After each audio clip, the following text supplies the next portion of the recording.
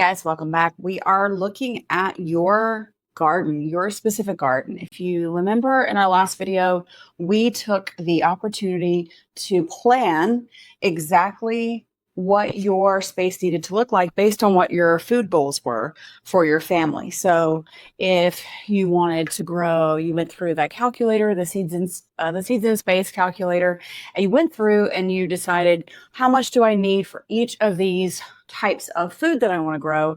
And that gave you a number.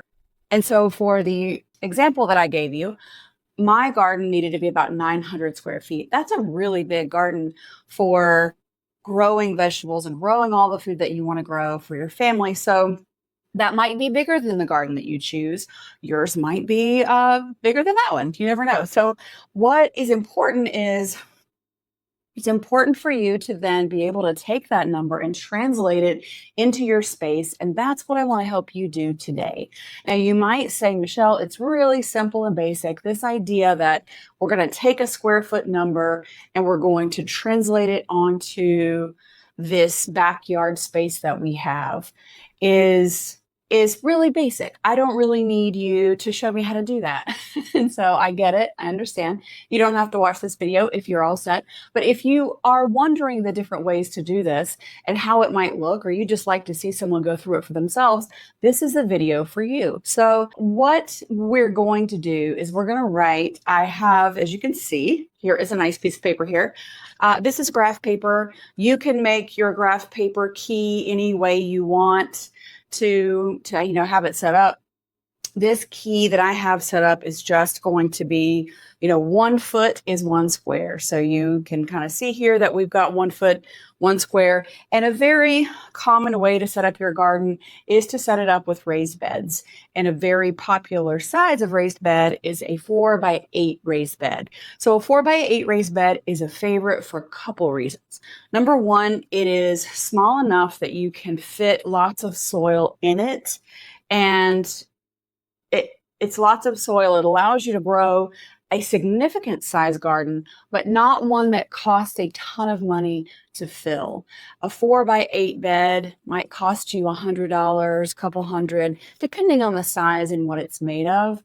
And then you're filling it full of soil, but it's not so huge that it is astronomical in price. And the size of it is easy for you to get around as well. You can really reach in on any size, all 4 of those edges, or sides of the rectangle, so to speak. You can reach in. Most adults and even most kids really can reach in and tend to the garden without having to have a walkway inside that space. So that's why we like the 4x8 raised bed. It fits in. It's small enough to fit into your landscape and make a really nice garden. So we have that space here on our example. We can just draw a nice 4x8 garden bed right here. And in there, you've got 32 square feet. That's how many square feet of space you have.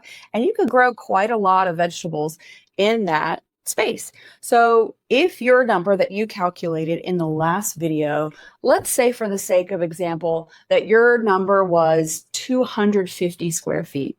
If you have 4x8, if you have room for 4x8 beds in your backyard, you could then calculate how many of those 4x8 beds would fit or how much of those would be needed to grow your garden.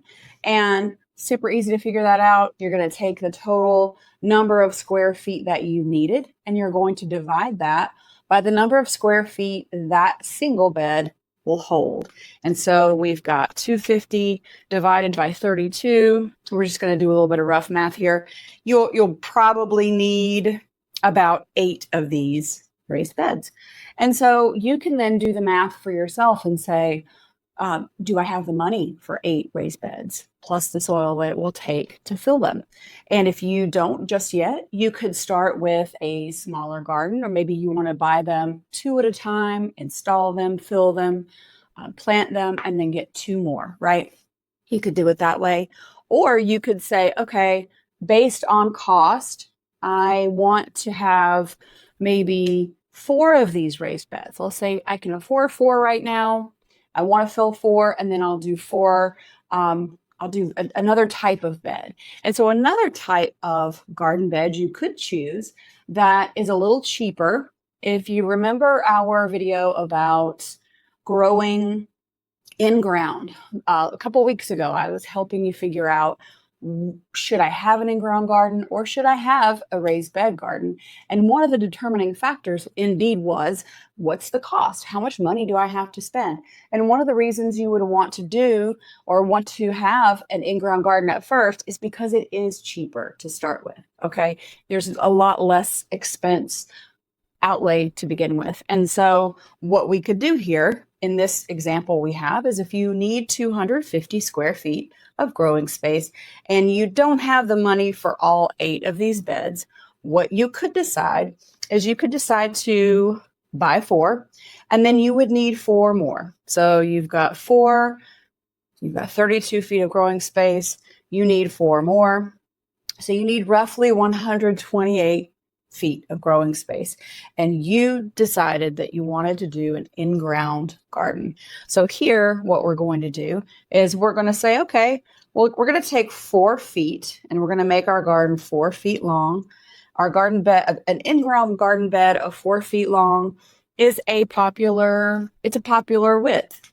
My in-ground garden beds are 2.5 feet wide, and that's great for me. I chose that width because a lot of the infrastructure that we use in the garden requires 2.5 feet, which is also 30 inches wide. A lot of the row cover and things like that are used or are that width.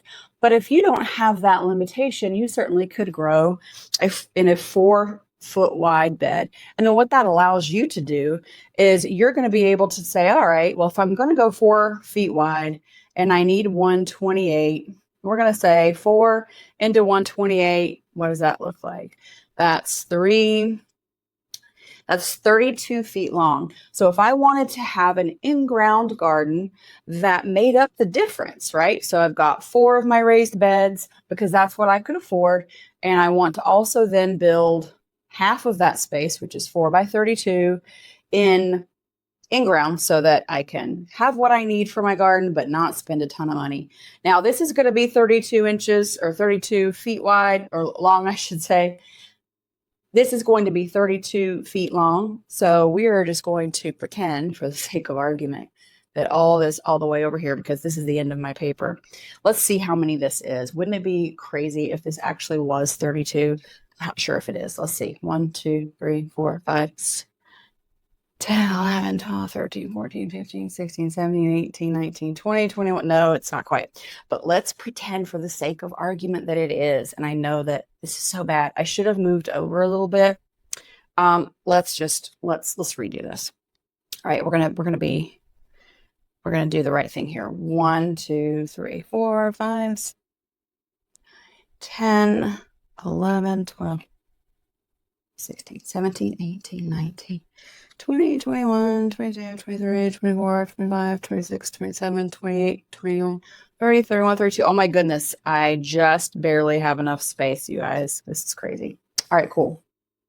We've got to play some lottery numbers. 4 and 32, 128, 250. Those are your lottery numbers for today. You can thank me later when you win. So here's 4. Here's 32. And we now have an in-ground bed and 4 by 8 raised beds that are going to get you to this magic number of 250 that you need. Now, 250 was the example that we're going with today, right? That may or may not have been your garden bed. Your garden bed might be much bigger. It might be much smaller. But this is how you can use your space. We're imagining that this is your backyard and you're going to use your graph paper and you're going to measure it out more accurately so that it is actually apples to apples and you can use this. But this is what you do, right? So if you have, let's say you've got a 3-foot, I don't know, I'm going to ruin this. But let's say you've got a round bed here, and you've got a 6-inch or 6-foot circumference, or 6-foot diameter, I should say.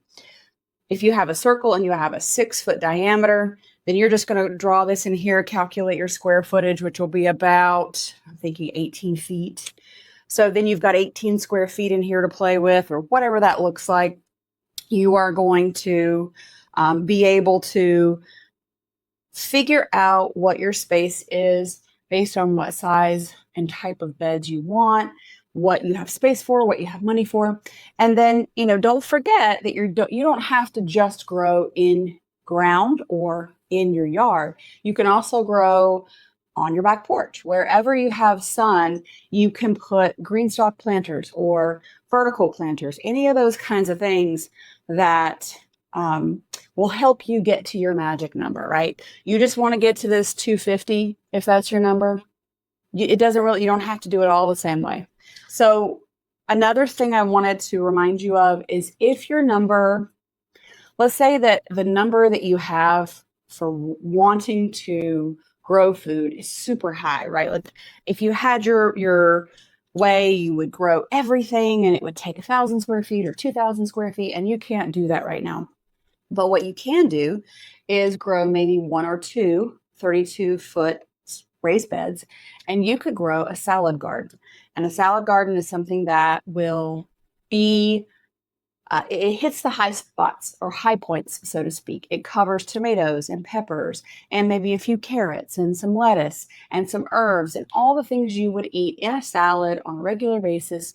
Let's say your kids like lettuce, tomato, onions, or lettuce, tomato, green onions, and they eat that a lot on burgers or sandwiches or whatever. You have a salad garden that can make a dent, can really make an impact in your grocery budget without being a huge outlay, without being a huge investment up front. So there are lots of ways to do it. You can just do your dream garden with no consideration of what it costs, which I don't know anybody who's in that position to do that. But, so you can go all the way from going dream garden automatically, who cares what it costs, all the way down to, oh no, I can't have everything I want, so I won't do anything, right? Those are the two extremes. And where you are going to land is going to be somewhere in the middle based on, what we've talked about here. So I hope this has been helpful for you. A blend of raised bed, in-ground, vertical planters, things on your back porch. That's probably what you're going to end up settling on as being your way to solve this. And I hope this has been helpful for you. Take a look at this, screenshot it, get yourself some graph paper, take a look at your number, and just work with it, right? And if it's a little bit too big, maybe there are some crops you can cut out or cut back on, and you just make your decision. And it's so much fun. So I want to say thank you. I know you could be anywhere today, and you chose to be here with me, and I really appreciate it. Take a look at this, have some fun with it, and I will see you next time. Bye for now.